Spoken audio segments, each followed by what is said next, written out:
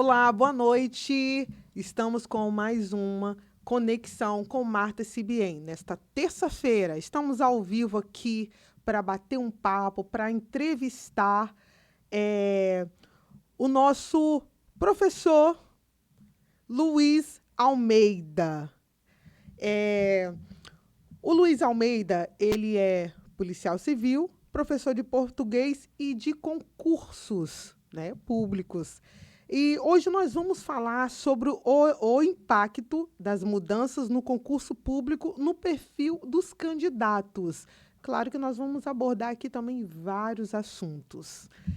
Boa noite. Boa noite. Boa noite É, a todos. professor Luiz Almeida, eu já chamo de professor, né? Todos me chamam de professor. Na polícia também chamam professor, professor. Sim.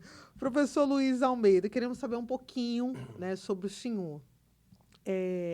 O senhor também tem uma profissão, né? O senhor Concursado. é concursado, né? Policial civil.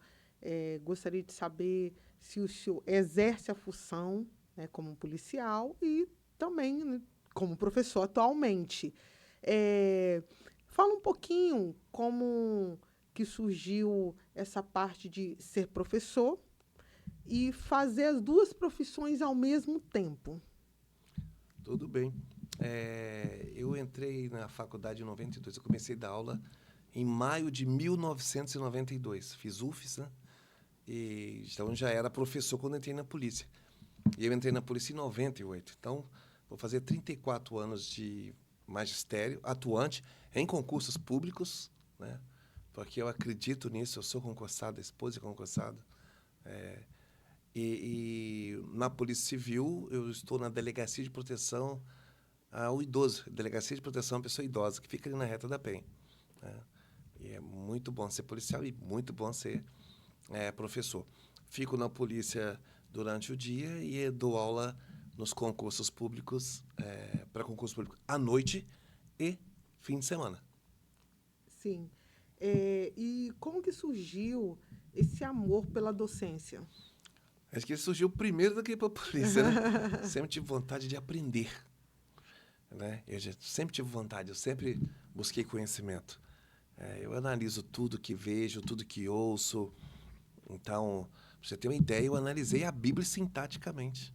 Fiquei 3 anos analisando a Bíblia em orações coordenadas, orações subordinadas, a pontuação, essas coisas, assim, os significados, a história, que eu buscava muito. Naquela época não existia ainda internet para olhar, então eu procurava na Barça.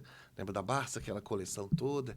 Então, lendo a Bíblia e pesquisando cientificamente e sintaticamente as funções, a história, quem era o rei, a moeda, aquela coisa toda. E depois, por isso, fui também gostando muito de história por causa disso. Quem era o rei, o que fazia, até chegando no mundo de hoje, o que saiu, o que entrou, o porquê das coisas. Isso muda muita coisa. Isso muda muita coisa. Para você ter uma ideia, quando alguém me pergunta, você é direita ou esquerda, eu fico pensando, eu não me prendo a essa caixa de direita e esquerda, porque a menos que alguém converse comigo desde 1789, porque se ele quiser conversar comigo desde 1789, Revolução Francesa, também na época aqui do Tiradentes, que mesma data ali, e aí sim dá para você saber o que é direita e esquerda, porque hoje em dia virou assim, uma direita e esquerda como se fosse um papel de jornal, tira daqui, coloca dali, sem ninguém estudar, nem pesquisar nada. Entendeu? Tudo isso tem a ver com educação, tudo a ver com concurso público, conhecimento, buscar conhecimento. E eu tenho paixão por isso. Sim. O senhor tem paixão pela letra, né? Letras, conhecimento. Sim. O senhor é formado em letras? Sou formado em letras pela UFES. Sim. Muito bom. E em relação ao concurso público, como que foi, assim, esse desejo? Porque, primeiramente, o senhor começou como professor, né? Já era professor, sim. Já era professor. E como surgiu esse desejo do concurso público? Eu não vou negar que a estabilidade de um concursado é maior e melhor do que o não concursado, né? Hoje está um pouco relativo, mas ainda assim as pessoas buscam estabilidade. Na época, eu ficava pensando o que fazer e até eu me formar, aí eu resolvi, então vou fazer um concurso. Na época era segundo, a gente chamava de segundo grau, né? Hoje é ensino médio.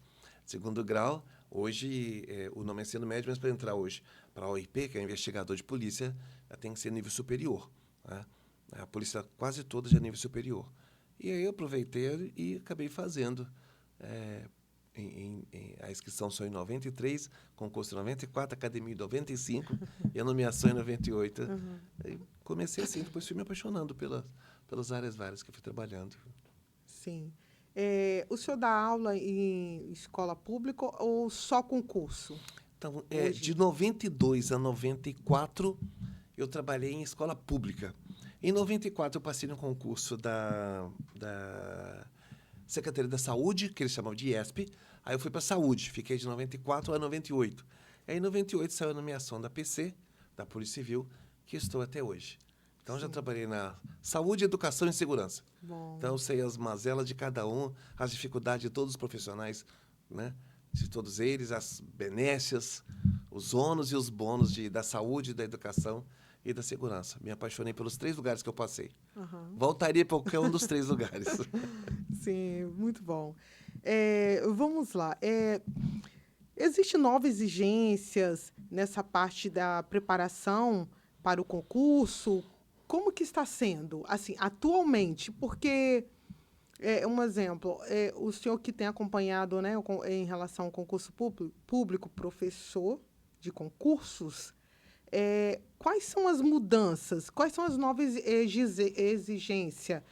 Vamos colocar de 10 anos atrás para agora 2025? É, muita diferença. Primeira coisa, se o aluno quer passar em concurso público, ele tem que vir para a sala de aula. Ele precisa vir para a sala de aula. Ele precisa se dedicar. Ele precisa sair da zona de conforto. Ele precisa começar estudando 10 minutos por dia, 20 minutos depois, passa meia hora, ele precisa estudar. Tá? Porque, segundo um matemático, que não me lembro o nome, uma vez eu vi que numa estatística, a probabilidade de um aluno passar num cursinho, passar num concurso público, sem cursinho, sem estudar, não cheguei na internet não, vou chegar lá, sem estudar, é a mesma de ganhar sozinho na Mega Sena da virada. 1 em 53 milhões. Que é a mesma da Terra ser atingida por um cometa. E tudo bem que isso já aconteceu, tudo bem que alguém já ganhou na Mega Sena, mas é muito complicado. Então, quando ele fala, opa, eu vou sair da minha zona de conforto, eu vou estudar, eu venho para a sala de aula, eu vou correr atrás de conhecimento, à primeira vista, ele vai levar um impacto. Meu Deus, tem que estudar mais. Mas isso melhora. Isso vai se repetindo e vai se melhorando, e talvez um ano e meio de estudo, ele vai passar no concurso público. Ele vai mudar a direção de vida, a rota da vida, e talvez a rota da vida da família dele todinha. Hoje nós temos a internet para ajudar mais ainda. Quando eu digo o aluno vir para a sala de aula, ele pode nem sair de casa para isso, porque ele pode usar o próprio computador de mão, o celular ou um outro computador. Agora, ele precisa estudar, ele precisa sair da zona de conforto. Precisa mesmo. Tá? Há 10 anos, vou dar um exemplo de 10 anos, quando havia concurso da Polícia Militar do Espírito Santo, só a escola que eu trabalhava, nós tínhamos 20 turmas. 20 turmas. Hoje, para 2025, o concurso de 2023, eu acho, que foi anunciado e que os alunos voltaram para a sala de aula, houve dificuldade de montar 2 turmas. Porque os alunos, não sei o que houve. Se é desinteresse, a famosa geração Z, a famosa o papai segura aqui, eu não quero concurso. É difícil trabalhar com o que está acontecendo hoje, com esse advento da internet, não é? Mas ele tem que estudar. Alguns optaram por estudar em casa via né, internet. Mas eu ainda, no meu caso, eu ainda preferiria vir para a sala de aula, eu ainda aconselharia vir para a sala de aula, porque você pode tirar dúvida com o professor. Você pode selecionar o que você vai estudar. Não, vou estudar isso, vou estudar aquilo, vou fazer pergunta, vou levar uma prova para o professor corrigir, eu vou pedir a ele para dar exercício a aula que vem. E na internet, às vezes, é que ele vai julgando, às vezes eles gravam a aula e a aula fica se repetindo, então não tem como o aluno olhar nos olhos do professor, o contato, não tem contato, é muito frio. E em casa tem o cachorro que vai latir, a geladeira, a fome, a televisão, o filme, os amigos, alguém em casa, a perturbação, a ausência de disciplina. a ausência de disciplina. Porque para estudar em casa hoje, o cara falar, vou entrar no quarto e vou sair só 3 horas depois, com muita disciplina, é muito complicado. Pode ser que um e outro consiga, mas é muito complicado. Muito complicado. Eu ainda preferiria, se eu tivesse que dar um conselho a um aluno, um ex-aluno meu, venha para a sala de aula. Sim. Professor, o aumento de provas digitais e bancas mais complexas mudou a forma assim, de estudar dos alunos? Eu acho que mudou? As provas continuam do mesmo jeito. Presencial, naquele local, dia, hora para começar, ela continua lá. Com as mesmas pegadinhas, vou dar um exemplo de língua portuguesa, que eu dou aula de língua portuguesa. As mesmas coisas. Vai ter um texto, vai ter umas 3 questões de texto, uma de semântica, vai ter concordância verbal, vai ter concordância nominal, regência verbal, regência nominal, crase, pontuação, no caso, a vírgula, uso da partícula ser como partícula passivadora ou indeterminador do sujeito, o que como sujeito, o que como objeto direto, o que como conjunção integrante, que é iniciar a oração subordinada, são as mesmas coisas. E, às vezes, em casa, estudando pela internet, fica difícil. Então, seria muito melhor ele vir para a sala de aula, ter esse contato com o professor, perguntar aos que podem, é claro, né? Sim. Quais erros mais comuns o senhor observa entre os candidatos iniciantes no concurso público? Os erros na hora da prova? Ou... Pode ser, o senhor pode citar, dentro de sala de aula, um exemplo. Eu nunca estudei dentro de sala de aula para concurso público. Já fiz concurso público, mas eu estudei sozinha. Disciplina. Estudei sozinha. Então, se eu fosse entrar dentro de sala de aula, talvez o senhor vai conhecer o meu perfil.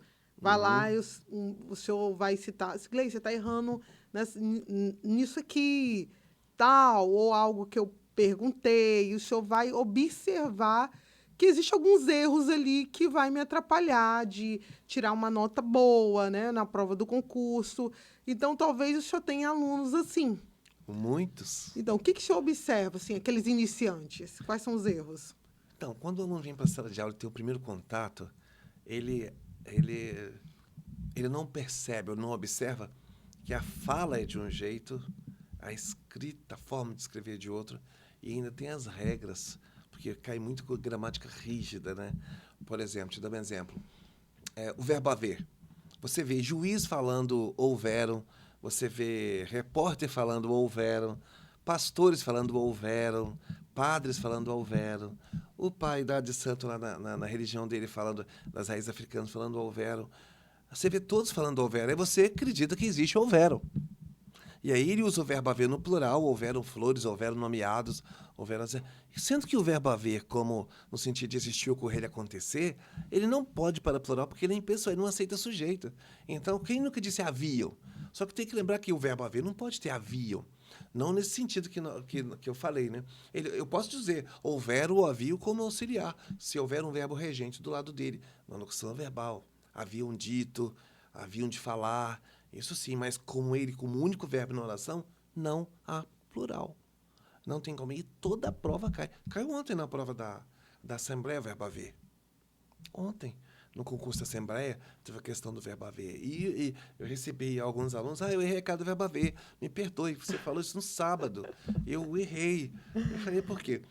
Porque ele ouve todos falando, acaba acreditando, quer dizer, o vício que as pessoas falam descosta, você ouve descosta, e você acha que descosta existe, você ouve pisar na grama, proibido pisar na grama, você acha que pisar na grama existe, já que o verbo pisar é transitivo direto, então ninguém pisa na nem no, você pisa a grama, você pisa o chão. O verbo pisar, por exemplo, só aceita na e no sentido de explorar. O homem pisou na lua, porque ele foi lá para explorar. Então, são essas coisas que você ouve a vida toda e vem com vício e acha que está certo. E aí, quando você tem um contato, meu Deus, isso não está certo. Daí, a Bíblia me ajudou bastante. Porque, por exemplo, os versículos que tem verbo pisar na Bíblia, está certíssimo. Tem um versículo que diz assim, que é a alma farta pisa favos de mel. Não está dizendo que pisa no favo de mel. Está dizendo, pisa fava de mel, mas a alma carente, até o fel, lhe cai como doce. Então, assim, aí quando eu vejo isso, com o olhar de língua portuguesa, eu falo, que coisa linda. Aqui na Bíblia, no livro de Provérbios, está escrito o verbo pisar, da forma correta, com o verbo transitivo direto. Não está dizendo pisar no, nem pisar na. Está dizendo pisar o favo de mel. E deveria de ser proibido pisar a grama, ou proibido pisar o chão molhado. Então, essas coisinhas, os vícios que você ouve em novelas, você ouve em todos os cantos, aí você acha que está certo e acaba repetindo. E o senhor acha que o brasileiro ele tem um vício de linguagem há muitos anos? Porque, um exemplo, o senhor está citando aí vários casos, mas isso não é, assim, atual. Não. Então, isso vem de Muitos tempos. anos. Então, o senhor acha que o brasileiro é um país que tem um vício de linguagem? Então, hoje não se pode falar que... fazer uma celepse. Não se pode dizer que estamos errados, porque o objetivo da comunicação é se comunicar. Então, eu posso falar. O que eu não posso é escrever avião. Eu posso falar, pisei no chão, mas eu não posso escrever pisei no chão. Né? E tem a variação linguística, que é muito rica. Você vê que o mineiro fala trem, o capixaba fala pocá, o do sul fala tchê. Então, isso é riqueza. Eu acredito nisso. Nessa variação linguística, e a nossa língua é muito rica. E o objetivo está sendo concluído, quer dizer, é se fazer comunicar. E a comunicação é o que você entende, não o que eu falo. Assim, no concurso público, não. O concurso público é rígido. Você tem que saber, por exemplo, eu posso falar, a gente foi, mas no concurso não vai um espaço para eu colocar a gente foi. Né? Que não está errado. Concordância está tranquila. Eu posso falar, como em algumas regiões do Brasil fala, eu lhe vi, eu lhe amo, eu lhe ouvi, mas eu não posso usar o lhe com o verbo transitivo direto. Agora, esse vício tem muito tempo. Quer ver uma coisinha que todo mundo fala? E, desde Dom João, quando fugiu de Napoleão e veio para o Brasil, o verbo ter. A gramática me permite usar o verbo ter somente indicando posse. Eu tenho uma força, você tem um celular na sua mão, eu tenho uma caneca aqui para tomar água, mas nós usamos o verbo ter indicando tempo passado. Tem tanto tempo que eu não te vejo. A gramática não permite isso, mas a fala permite. Quer ver outra com o verbo ter?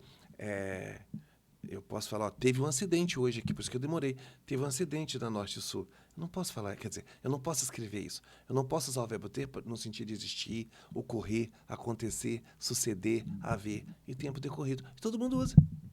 Então, o verbo ter é que esse vício de linguagem e que nós não percebemos. Cantores cantam como o Gilberto, né? Tem muita gente. Então, o Caetano fala, tem. Todos falamos. Todos falamos. Eu falo. Você fala, todos falamos. Só que a gramática não permite isso em concurso público. Eu preciso lembrar que o verbo ter só pode ser usado indicando posse e jamais pode ser usado no sentido de existir, ocorrer, acontecer. Não posso. Então é isso que cai em prova. Se você der uma olhadinha no penúltimo concurso do Tribunal Regional Federal, no concurso do nível de técnico, ele perguntou se poderia trocar o verbo haver pelo verbo ter. E muitos alunos marcaram verdadeiro e... Quer dizer, houve uma festa na cidade tal, teve uma festa na cidade tal. Quem é que vai dizer que não? Se a semântica, o sentido, me privilegiou a isso. E não aceita. A gramática não admite. Entendi, muito bom. Como que o candidato pode montar um plano de estudo eficiente diante de tantos conteúdos? Ele tem que separar primeiro o que ele tem mais facilidade, o que ele tem menos facilidade, e colocar uma ordem crescente de conhecimento. Pegar, por exemplo, eu vou estudar matemática, tenho facilidade em matemática, então eu estudo matemática. Eu não tenho facilidade em português, estudo mais português do que matemática. Mas separar. Não, segunda-feira eu vou estudar matemática. Não saiu o edital ainda. Toda segunda-feira eu vou estudar português. Toda terça-feira eu vou estudar matemática. Há pessoas que têm dificuldade de ficar 1 hora, 2 horas estudando. Tudo bem? E ninguém começa com esse tempo todo estudando. É igual caminhar. Ninguém começa, vou caminhar 10 horas. Não, você não vai conseguir. Não, caminhe em 20 minutos. Na semana que vem, caminhe meia hora. Na outra semana, caminhe 40 minutos. Eu estou falando como se eu caminhasse, eu não caminho.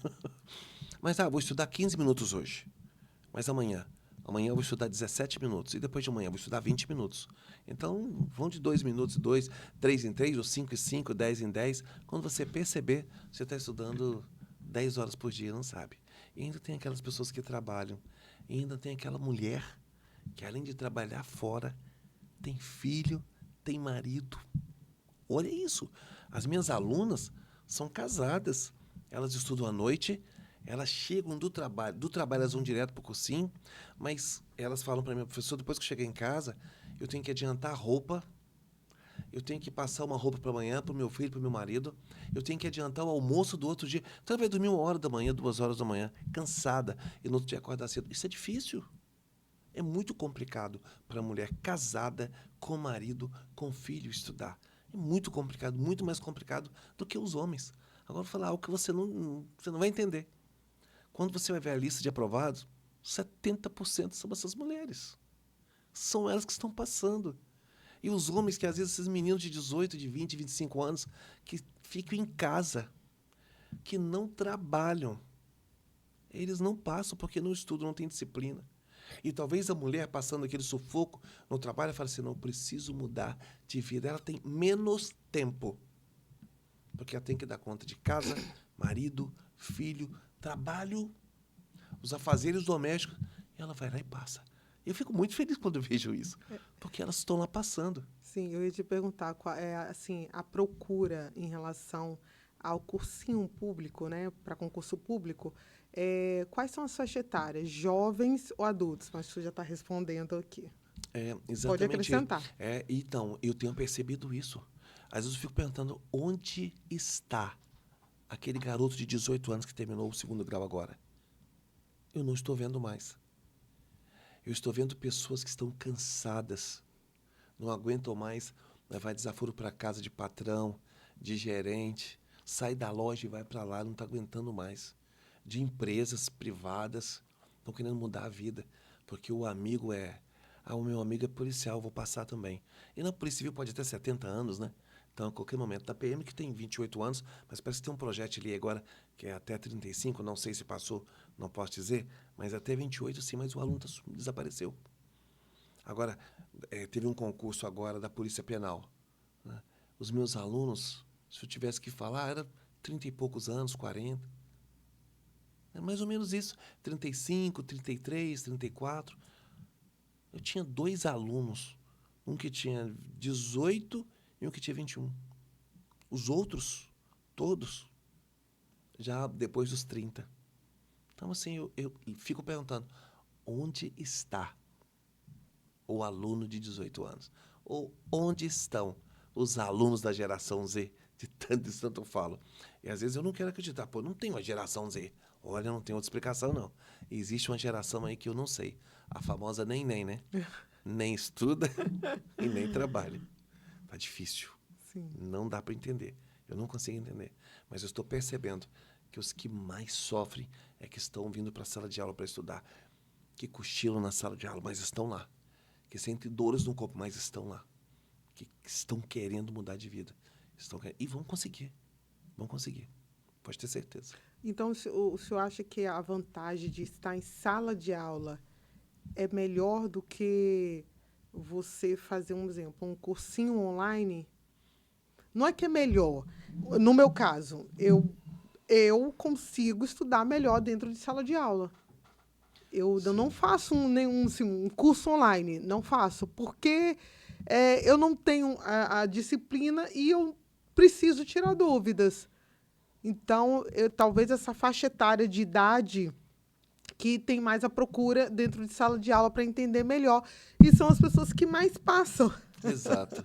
Então, talvez a pessoa tenha um conteúdo fácil, não sei, se como professor pode nos orientar. Às vezes a pessoa tem um conteúdo mais fácil, né, no computador, no celular, mas, porém, não é enriquecedor. É mais acessível, né? Sim. Tá lá no computador, no celular, é mais acessível. Mas nem sempre é o que ele precisa. E é verdade, eu acho que esse aluno existe, esse aluno que está vindo agora, 16, 17, 18, 19, 20, que tem essa facilidade. Eles nasceram em outra geração. Eles nasceram já com a internet. Nós não, quando nós nascemos não havia internet. Então, eles não nasceram já na sala de aula, eles já aprendem isso, e a geração agora só vai melhorar por esse lado de tecnologia. Então, assim, se houver a disciplina, que eles façam. O problema é essa bendita disciplina que está virando um dom. Vou dar um exemplo, você disse, o seu exemplo dá um exemplo. Para mim, não funciona. Eu preciso de sala de aula. Eu preciso ver, tocar no papel, conversar com o professor. Eu não daria certo, eu não teria disciplina para ficar sentado ouvindo algo frio falar comigo por 2 ou 3 horas. Entendi. É, que competências, além do conteúdo teórico, passaram a ser mais cobradas? Olha, eu acho que não mudou muito isso sobre de geração A ou geração B ou dos últimos 10 anos. Não mudou. As provas continuam do mesmo jeito. As provas de atualidade, sim, tem algumas coisas que eles mudam porque é uma coisa muito rica, né? É uma coisa viva, né, do dia a dia. Mas de competência mesmo, não tem muita diferença das coisas antigas, né? Continuam as mesmas coisas. Às vezes eu pego uma prova mais antiga, uma prova mais recente, aí eu vejo o verbo haver lá, verbo haver cá, vírgula lá, vírgula cá. 3 questões de interpretação de texto ali, 3 aqui. Algumas bancas, por exemplo, se fosse para o Enem, mudaria. O Enem virou, assim, praticamente interpretação de texto. Dificilmente você vai ter uma ou outra questão de gramática, mas o Enem, por exemplo, interpretação de texto. E algo que mudou nos concursos, que tem sido mais frequente, é a inserção de redação para alguns concursos que antes não havia. Então, a redação apareceu assim, e praticamente ela é eliminatória e classificatória. O aluno acertou todas as questões na prova objetiva. Mas não conseguiu 50% da nota da prova de redação? Tá fora. Então, a redação virou assim, saber escrever, porque ali o cara consegue julgar conhecimento, regras gramaticais, modelo, estrutura. Então, o aluno tem que ficar consciente e antenado. Aí sim mudou para o lado da redação, da prova objetiva, sim. O senhor está citando em relação ao Enem. É algo assim, eu sempre gosto de fazer o Enem. Esse ano eu fiz o Enem. E o senhor falou algo muito importante que eu sempre achei em relação à prova do Enem. Interpretação. Eu sou de humanas, não sou de exatas. Mas, assim, não tive uma nota expressiva. Vou falar a nota. 720. Eu Em tive. redação. Total. Uhum. Total. Mas só que eu nunca estudei para o Enem. Qual é a tática? O que o senhor falou. A interpretação. Um exemplo, eu não sou de exatas. Mas o que eu tenho que fazer nas exatas? Conta, vai ter que... Sim, mas quem é de humanas, interpreta. Interpreta. É De isso que humanas me... é dado a leitura, conhecimento. E matemática E é isso que me aquela ajuda. coisa de... A interpretação nas exatas. Porque às vezes é lógica. Isso. Entendeu? Às vezes é A uma lógica ajuda, lógica. sim. Então, o senhor fala algo muito, sim, concreto em relação ao Enem, que é interpretação. E durante muito tempo eu só faço da prova do Enem. Quanto humanas, exatas, e assim vai, total, completa. É na interpretação. Falando de Enem, saindo um pouco de concurso, que não deixa de ser concurso, sabe? Eu tenho um grande sonho, sabe? Hoje recebi uma postagem de uma prefeitura que eu não sei onde, que vai dar curso de piloto para os moradores, assim, quem quiser, né? Piloto de avião e mecânica de avião para os munícipes. Aí é um prefeito que está preocupado, não sei de onde, então não estou fazendo propaganda de nada de política, mas é alguém que está preocupado com os seus amigos, seus eleitores. Fala assim, não, vamos dar oportunidade com a população daquele local. Imagina se cada prefeito resolvesse pensar, poxa, eu vou fazer Enem para comunidades carentes, porque é muito fácil eu, como policial, o Estado, nós diminuímos a criminalidade, colocar a polícia em bairro pobre. Para ir lá e chegar lá empurrando, encostando na parede. É muito fácil fazer isso. Agora, até que ponto o prefeito não é cúmplice disso tudo? Os prefeitos, não só o prefeito, falando no modo geral, os governantes. Vamos lá, vamos enfiar até o legislativo no meio. O executivo e o legislativo. Até que ponto eles realmente pensam nos- na sociedade, na comunidade? Você já imaginou se cada um montasse um... Olha, tem uma escola pública ali e vou deixar funcionar à noite para dar aula para pré-IFES, pré-ENEM, ou até para concurso público. Você já imaginou como seria? Quantos alunos estariam em sala de aula? Quantos alunos quantos alunos não estariam vendendo droga para ganhar dinheiro? Porque virou um problema social. Isso aí é um problema social. Não dá, alguns não, mas porque a grande maioria, não é? Sim. Na hora que ele saísse assim, saísse da cadeira e pensasse, não, existe uma forma. Fiquei muito feliz quando eu vi aquilo. Um prefeito que vai dar um curso, vai pagar para uma empresa dar um curso para, olha, para a comunidade aprender a pilotar avião. Quem é que vai aprender a pilotar avião? Só filho de papaizinho. Entendeu? Aí o prefeito vai bancar. E vai dar um curso também um curso de mecânico. Mecânico de aeronave. Olha isso. Quantos empregos? Quantos empregos? Eu te garanto, quando eles aprenderem, dali, eles vão para outro município. Olha, porque aí é fácil. Imagina, quantos? Eu não conheço nenhum mecânico de avião. Então, o mercado está aí no Brasil inteiro. Mas alguém se preocupou com isso. É dar trabalho, é dar oportunidade. Há muitas pessoas que precisam de oportunidade para mudar a rota de vida. Sim. Interessante. É, vamos lá. Assim, na parte emocional, o senhor acha importante discutir os desafios emocionais assim enfrentados pelos concurseiros, de como lidar com a pressão das provas? O senhor acha importante? O senhor fala isso em sala de aula?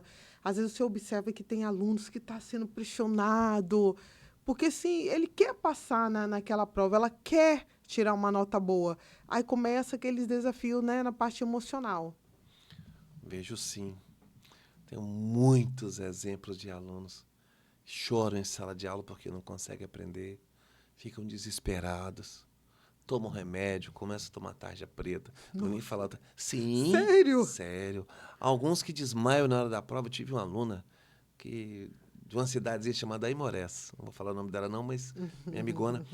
É, e ela passou mal. Ela simplesmente, na hora da prova, para a Polícia Rodoviária Federal, ela desmaiou em sala de aula. Não conseguiu de tanta pressão. Então, algumas pessoas não conseguem administrar isso. Então, hoje, eu tenho alunos que têm crise de ansiedade na sala de aula. Que se desesperam, que sai brigando, que sai xingando. Depois, no outro dia, chega e pede desculpas aos colegas que eles ofenderam. E, e essa saúde, essa coisa de trabalhar a saúde mental é muito importante, tanto antes quanto depois, né? Nós temos colegas que perderam a vida, que tiraram a vida, né? Tivemos um na Polícia Civil há 2 semanas. Eu lamento muito, meu amigo, e outros alunos na Polícia Militar que fizeram. Entendeu? Eu falo assim, é a pressão do dia a dia. E voltando para a sala de aula, tem muitos exemplos de pessoas que perderam que saíram do normal, da normalidade, saíram chorando, choram, que me ligam durante a semana, que estão estudando, não conseguem entender.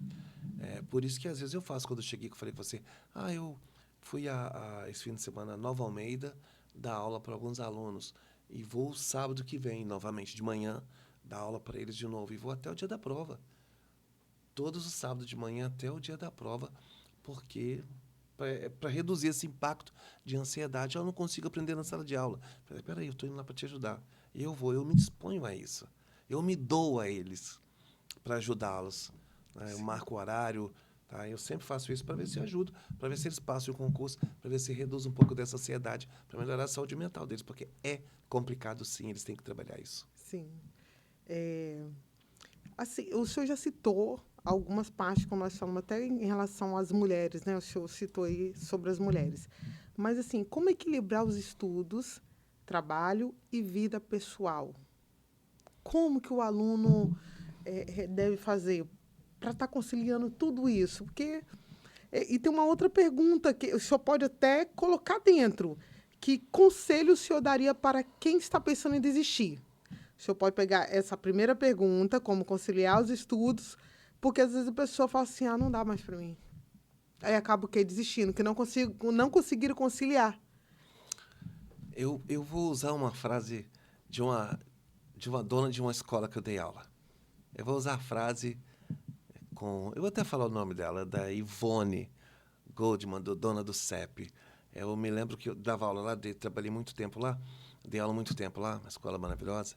E ela sempre falava assim na sala de aula, acorde meia hora antes e durma meia hora depois. Ela sempre falava isso. E eu acho que ela fala até hoje.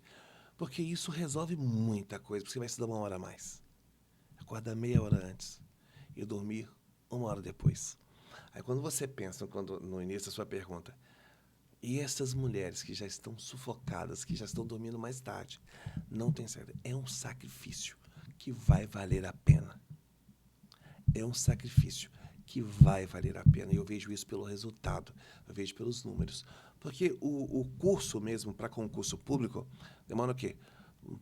70 dias, 80 dias, 90 dias no máximo. Então, assim, vou me sacrificar por 90 dias, mas eu vou colher o que eu estou plantando. E eu vejo esse resultado. Muitas pessoas talvez não conseguem passar de primeira, mas aí vem outro concurso e sim. Aos que começam antes do edital, eles conseguem estudar esses 90 dias, aí sai o edital, eles estudam mais 90 dias. E sim, tem resultado. Tem que plantar. E se plantar, colherão. Então, o curso dura em média 90 dias.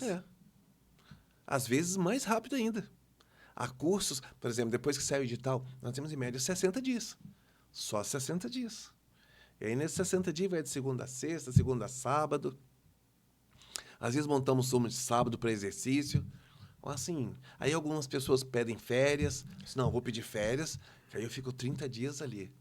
E tem resultado maravilhoso. E vou te contar, os alunos que são aprovados são aqueles alunos que a gente olha, a gente vê assim, cochilando às vezes na sala de aula. Você, opa, ele está aqui de novo. Ele não conseguiu no curso passado, mas ele está aqui de novo. Os que não desistiram. Porque desistir é muito mais fácil do que persistir. Mas, quando você persiste, você colhe o que plantou. Porque desistir é muito fácil. E há pessoas que têm facilidade para desistir. Mas eu acho que elas deveriam segurar e repetir e tentar novamente. Agora, falando uma frase que eu ouvi de uma pessoa que essa eu amava demais. Faleceu, foi embora, partiu para a glória.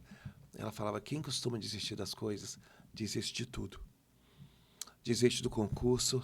Aí, na primeira dificuldade do casamento, desiste do casamento. A primeira dificuldade do emprego, desiste do emprego. A primeira dificuldade do filho, desiste do filho. Há pessoas que desistem do filho. Porque o filho está com problema, desiste do filho. Há pessoas que fazem isso. Então, ela tinha um costume de falar assim, não desista. Eu cansei de ouvir ela falando com a filha, não desista, você não vai desistir. E hoje, quando eu converso com a filha, eu estou falando da minha sogra. Ela fala assim, eu não desisto. E eu vejo ela passando para minha filha, você não vai desistir. Você não vai desistir. Você não vai... Ela não desiste. Para você ter uma ideia, me perdoe a digressão, me perdoe a digressão. Uma vez que eu tentei terminar, quando eu era noivo, que eu tentei, não vai dar, não quero mais. Ela ficou caladinha e falou assim, eu não vou desistir. Eu falei, não, mas eu estou terminando com você. Eu falei assim, mas eu não estou terminando com você. Mas não, mas eu não quero mais. Eu falei assim, eu não vou desistir. Ela não desiste. Então ela estava fazendo isso para minha filha, que a minha filha tem hábito de desistir. Só tem 13 anos. Eu fico, filho, você não vai desistir.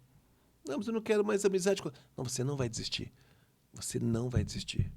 E ela usa isso como pauta de nunca desistir. Haja o que houver. Sim. Nunca desistir. E talvez os alunos precisem desse sufoco, dessa... Não, você não vai desistir. Né? Vou te dar um exemplo. O sonho dela era fazer direito. Aí, na época, ela fez pedagogia.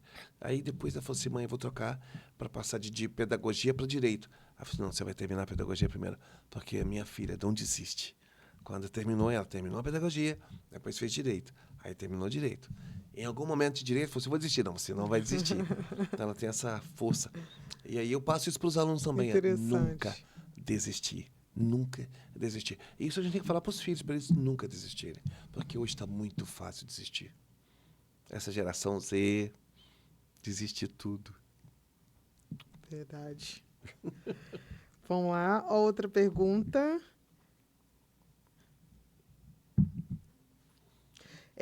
Em relação, eu acho que é um tema que é válido também falar sobre essa pergunta. A ansiedade pode comprometer o desempenho nas provas? Como controlar? Então, pode sim. Hoje, os alunos estão tomando muita Ritalina. Não sei como eles estão conseguindo comprar Ritalina tão fácil. Para concentrar, para evitar essa ansiedade, para ficar ali presente, né? Ficar literalmente presente. Eu vejo alguns alunos que às vezes deixam de tomar e passam mal, não conseguem administrar essa ansiedade. Então, com ansiedade, você não consegue estudar. Com ansiedade, não consegue estudar. O aluno precisa fazer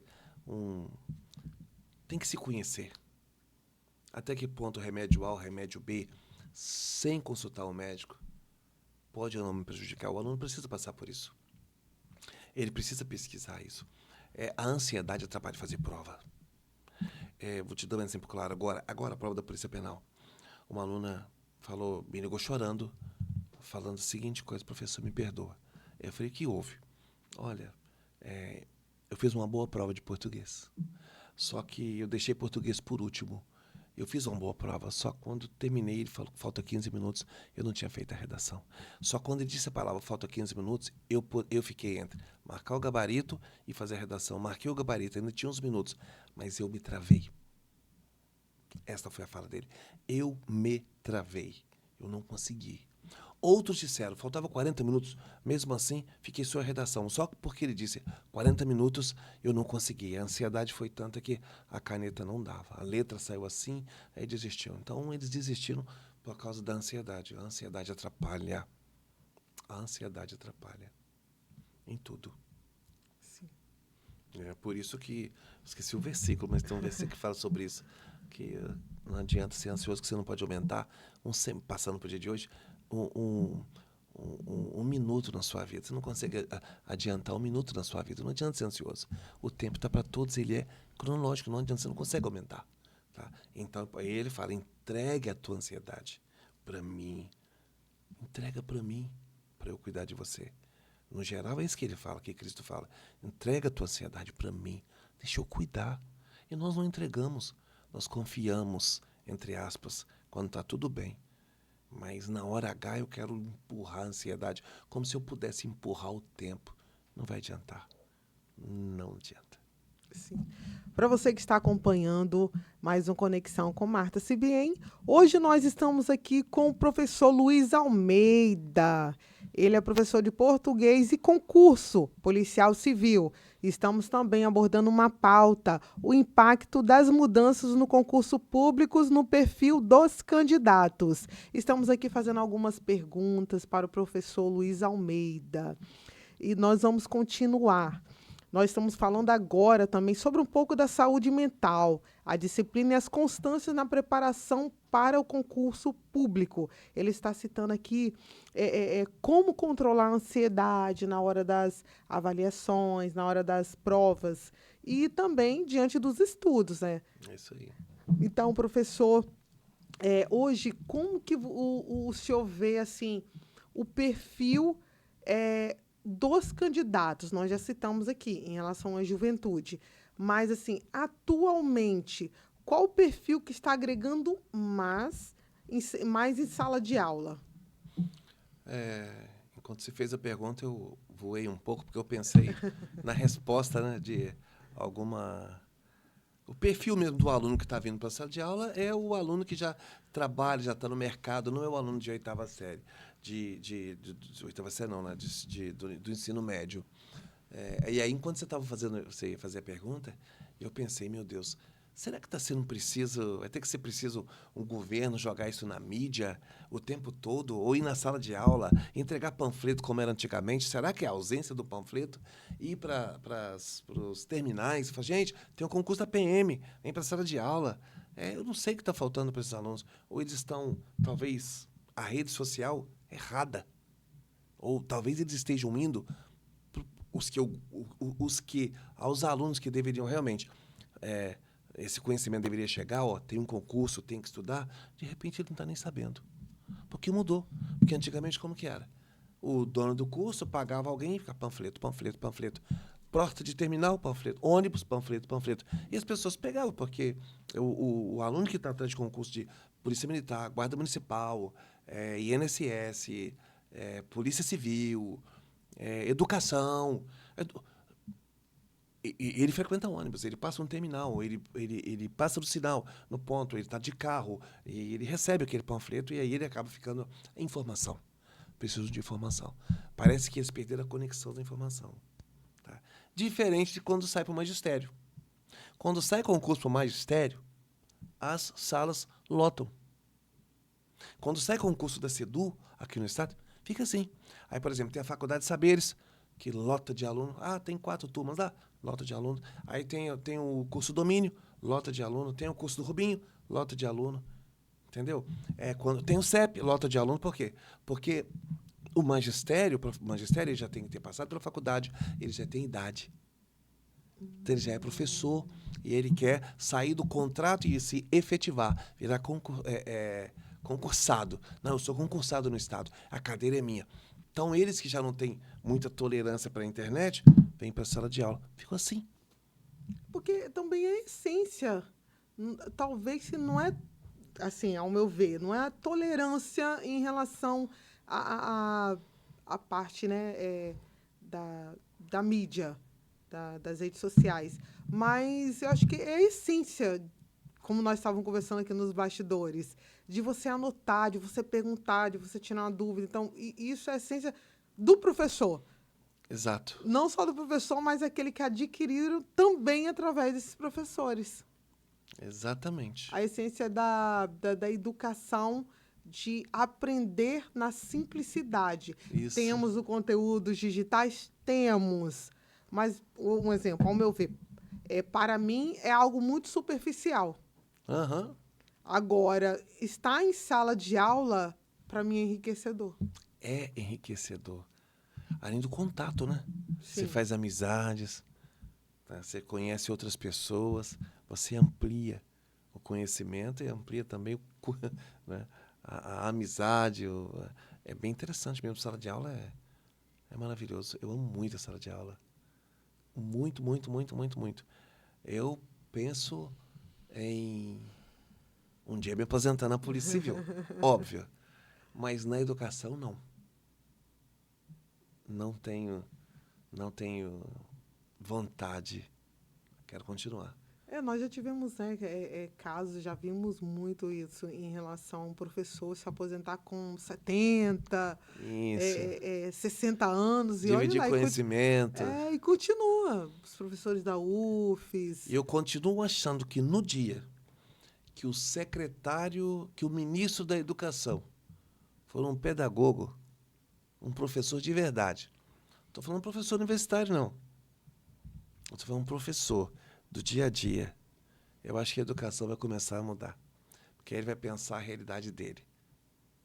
Tem que ter um professor no Ministério da Educação, mas professor de sala de aula. Um pedagogo, um que sabe a realidade da periferia. No dia que o secretário de Educação, aí já não é nem ministro, secretário estadual, for um professor, não estou falando de professor universitário, não. Estou falando de professor. Aquele que teve que disputar a cadeira, aquele que teve que fazer concurso, ou de repente ele nem conseguiu passar no concurso que ele fez, porque são várias matérias, ele é bom na área dele, mas não é bom em outra área. Mas ele é concurso, ele trabalha no Estado. No dia que o secretário for um professor desse, um professor que dá aula, que já enfrentou cara a cara a dificuldade do aluno, talvez a gente consiga mudar. Mas tem que ser aquele cara, aquele da educação, aquele apaixonado pela educação. No dia que o secretário municipal de Educação Foi um professor, vou repetir, não é qualquer professor, não. Então, foi um professor raiz, aquele que ama o que faz. Aí eu acho que vai mudar. Aí, nesse dia, quando esse dia chegar, olha, tudo vai mudar. Eu vou te dar um exemplo. Quando eu era criança, eu ouvi um texto. Eu li e ouvi um texto, que eu posso repetir parte dele, que não tem nada a ver com educação para escolar, mas era uma educação de raciocínio, de conhecimento, eu quero, tá faltando uma palavra aqui, de mudança de atitude, que dizia mais ou menos assim, chegará um dia em que o homem conhecerá o íntimo de um animal. E quando esse dia chegar, todo crime contra um animal será um crime contra a humanidade. E hoje é esse dia. Esse dia chegou. Hoje, se você fizer um crime contra um animal, você vai preso. Antigamente, não. Você tá lá, não. Ah, a minha gatinha teve 6 filhotes. Ah, não quero não. Ele ia lá e matava os 6 filhotes. Hoje, se fizer isso, é crime. Então, voltando agora, fazendo por analogia, no dia que os secretários, considerando aí municipal, estadual e ministro da educação, for um professor raiz, a educação muda. Até esse dia chegar, nós vamos ter que lutar, só lutar. E acreditar que um dia alguém vai pensar. Que quem pensa em educação, quem vive educação, pensa no cara lá da periferia, que tinha tudo para não ter chance na vida, mas a educação pode ir lá e alcançá-lo. A educação, ele muda uma pessoa. Liberta. A educação muda. A educação liberta. O conhecimento liberta. O conhecimento liberta. Não escraviza. Liberta. Mas tem que ter esse conhecimento amplo de cada assunto e abrir o máximo possível para evitar de ser massa de manobra. Chega de ser massa de manobra. E é muito fácil conduzir o povo à massa de manobra. Se souber, se tiver maldade no coração e no conhecimento, ele leva ao buraco. Leva o povo ao buraco. Então o que está faltando é gritos por aí de pessoas do bem para retirar o povo da rota da queda e mudar por atitude. E por isso que eu acredito na educação. Eu acho que a educação é o único meio de mudar a rota dessas pessoas que tinha tudo para não dar certo, mas com mudança de vida, mudança de atitude. Que a educação traz mudança de atitude, conhecimento traz mudança de atitude, e aí muda. Porque eu não tenho como mudar o coração de um prefeito, porque eu não sei quais são as verdadeiras intenções, porque ele se candidatou. Mas o Senhor sabe. Eu não sei qual é as verdadeiras intenções dos parlamentares, mas o Senhor sabe. E talvez eles, quando ouvirem isso, terão vergonha de si.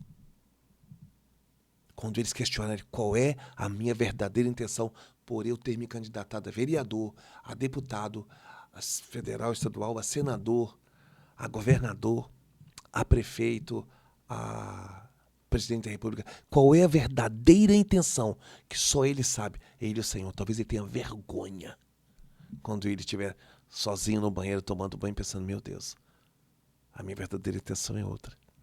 Senão não haveria no Brasil tanto desvio de verba, tanto roubo, tanta malandragem, sem falar de A ou B, porque todos pecaram e carecem da glória de Deus. Então, o senhor acha que em relação à política, quando tem uma boa gestão, a educação muda? Ah, muda. Se ele pensar em educação, muda. Se ele pensar em educação, muda. Toda vez que tem, e não tem como. Quando a pessoa é boa em alguma coisa, ele é bom naquilo, ele consegue mudar a rota daquelas pessoas, quem vive do lado. Consegue apostar em educação. E muda sim. Muda. Eu acredito nisso. E eu vou continuar acreditando. Mesmo que no presente ainda não haja, mas eu vou acreditando que pode ser que um dia alguém entre lá, da educação. No dia que nós tivermos alguém da educação, você vai ver o Brasil mudar. Sim. E qual é o conselho que o senhor, assim, para finalizar, qual o conselho que o senhor, assim, pode passar para uma pessoa que quer ser um professor, um docente? É igual o senhor estava falando que a maioria daqueles que querem fazer um concurso para SEDU. A maioria já são professores, já são docentes. Mas existe aqueles iniciantes que ainda tem aquele sonho, porque eu tive a professora tal, eu tive o professor tal. E talvez o senhor foi até um exemplo. Talvez alguém mandou uma mensagem mas e falou, eu já tive algum de encontrar, professor, eu me apaixonei por língua portuguesa por sua causa e eu estou fazendo letras. Eu falei, opa, que legal. Bacana. Infelizmente, eu não consegui convencer meus filhos a fazer letras, né?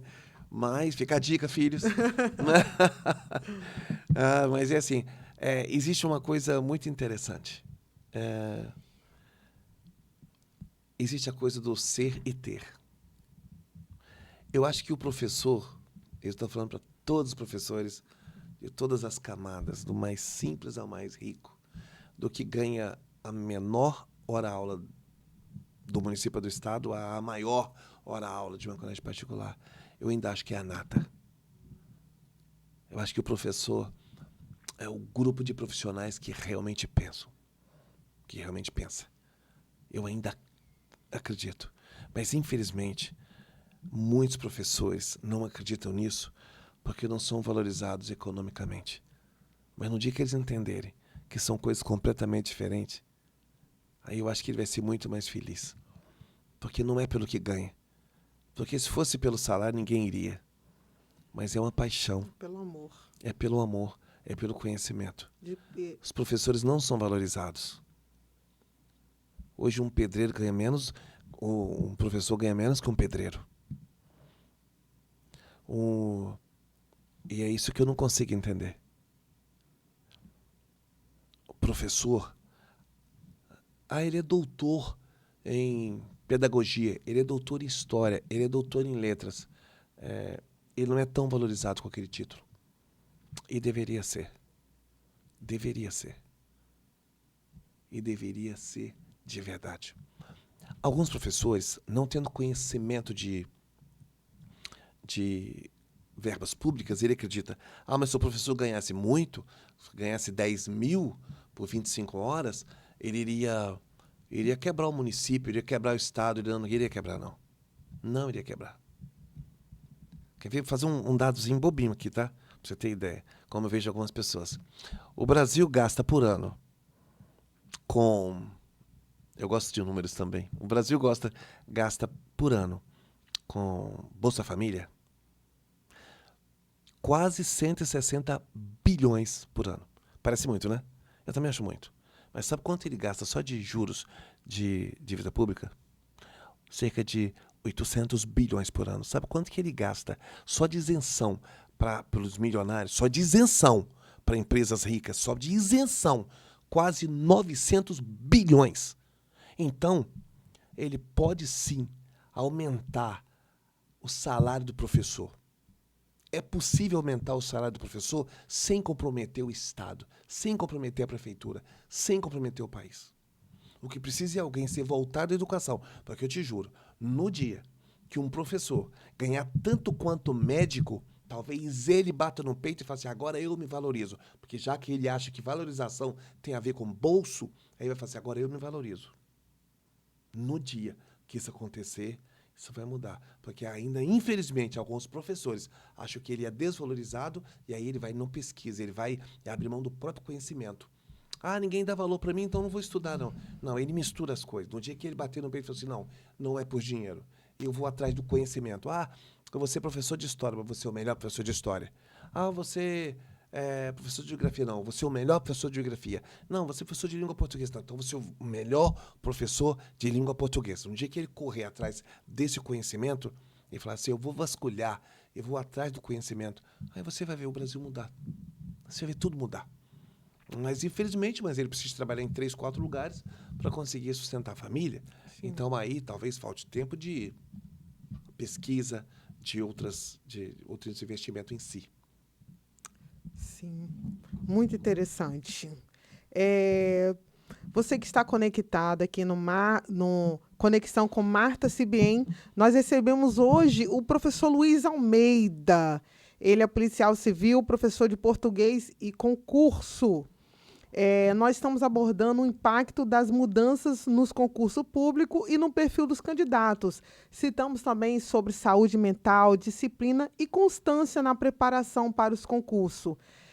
Hoje foi um tema muito importante, e porque são os formadores de gerações.